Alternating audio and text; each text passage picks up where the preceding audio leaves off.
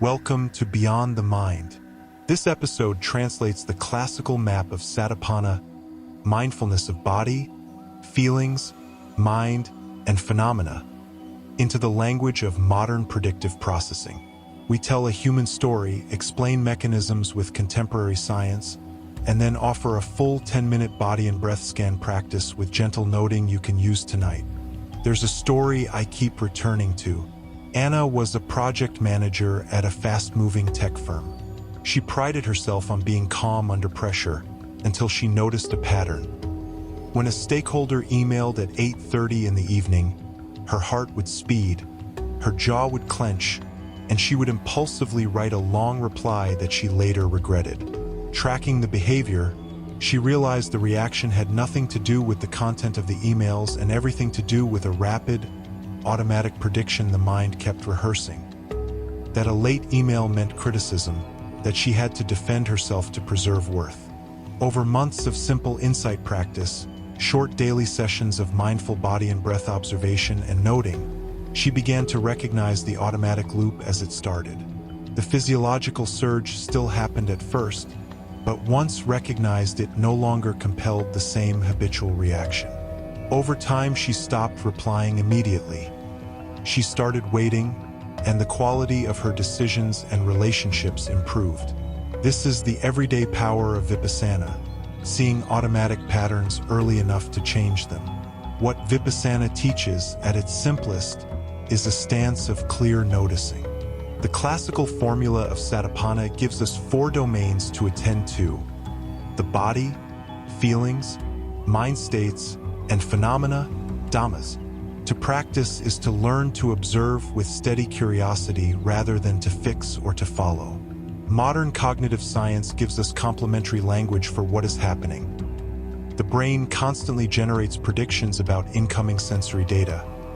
Attention modulates the confidence, the precision assigned to prediction errors, and practice changes the way predictions are formed, weighted, and revised. That vocabulary helps explain why simple awareness can change habits, emotional reactivity, and decision patterns.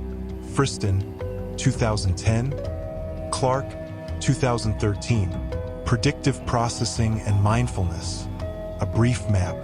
The predictive brain framework proposes that perception and action are not passive receptions of the world but active inferences. The brain predicts sensory input and updates those predictions when errors occur, prediction errors. 2 pieces matter for our purposes. 1, the content of predictions, what the brain expects, and 2, the precision or confidence the system assigns to incoming signals and to the prediction errors themselves. Attention in this model adjusts precision. It amplifies some signals and dampens others. Mindfulness practice influences both sides of this loop. By repeatedly bringing non-reactive attention to sensory experience, practitioners learn to notice the arising of prediction errors and the habit-driven responses that follow. Gradually, this reweights precision and loosens automatic reactivity. Friston, 2010, Clark, 2013. How Satipa maps onto predictive concepts. Mindfulness of the body trains raw sensory attention. When you scan the breath, you increase the fidelity of interoceptive and proprioceptive signals, the raw data that prediction models must account for. Better sensory fidelity makes prediction errors more informative and less likely to be automatically swallowed by habitual narrative. Farb et al., 2013. Tang et al., 2015. Mindfulness of feelings, Vedana, notices valence and arousal as they arise, the pleasant, neutral, or painful tone accompanying experience. These effective signals are quick summary statistics that bias predictions about what will happen next. Noticing them early reduces the probability of overconfident reactive narratives. Mindfulness of the mind, Citta, observes the stream of thoughts and moods, the predictions themselves. Seeing thoughts as events instead of facts provides metacognitive distance, which undermines rigid priors and opens the system to updating.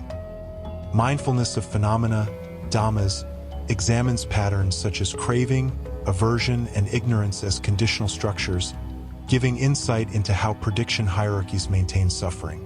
empirical backing what the science actually shows. Mindfulness training is associated with measurable changes in attention, emotion regulation, and brain function. Neuroimaging studies show altered activity and connectivity in networks linked to self-referential processing, the default mode network, and increased recruitment of attention and interoceptive networks after training. Brewer et al., 2011, Tang et al., 2015. Systematic reviews and meta-analyses indicate that meditation programs produce small to moderate improvements in anxiety, depression, and stress, with effects comparable to other established interventions for some outcomes. Goyal et al., 2014. Holzel et al., 2011.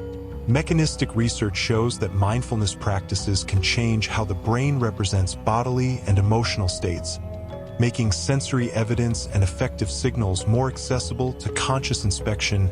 Farb et al., 2013. At the theoretical level, predictive processing models provide a coherent framework for how attention, precision, and hierarchical prediction updating could explain these findings. Friston, 2010. Clark, 2013. A careful note on limits and risks. There are important caveats.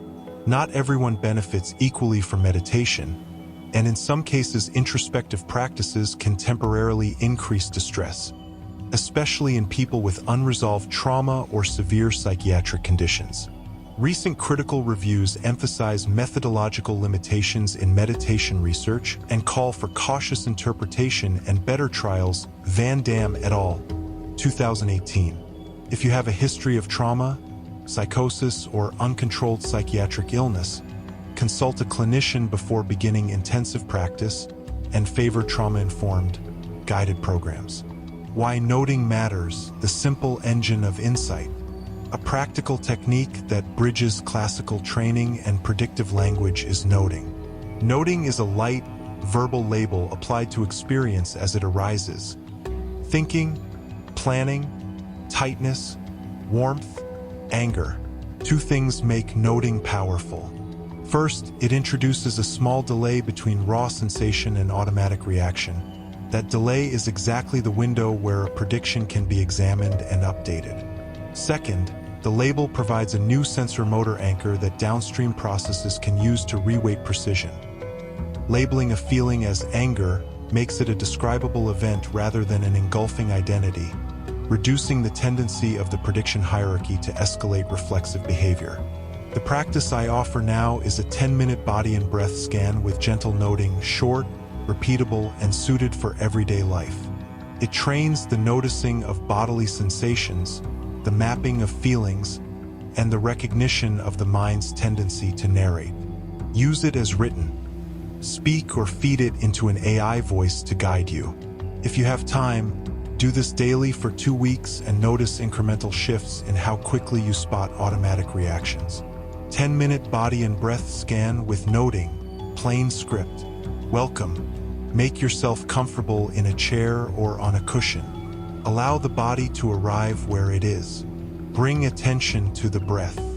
Notice the natural flow of breathing without changing it. Observe the place where breath is easiest to feel: the tip of the nose, the movement of the chest, or the rise and fall of the abdomen. Let the breath be your primary anchor. Now, expand your attention to the body as a whole.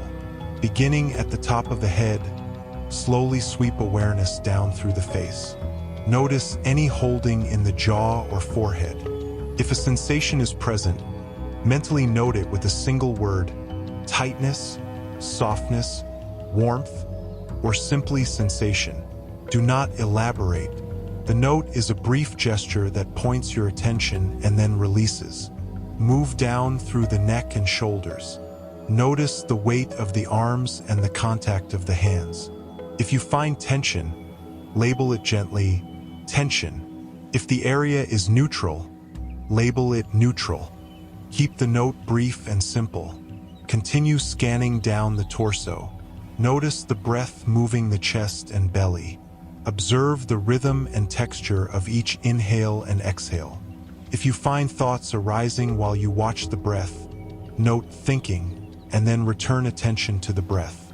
If an emotion appears, A quick tightening, a warmth, a sinking, label it anger, sadness, anxiety, or pleasant as it fits, and then return to sensation. Move the scan through the hips, the legs, the knees, and calves down to the feet. With each region, practice two things. 1.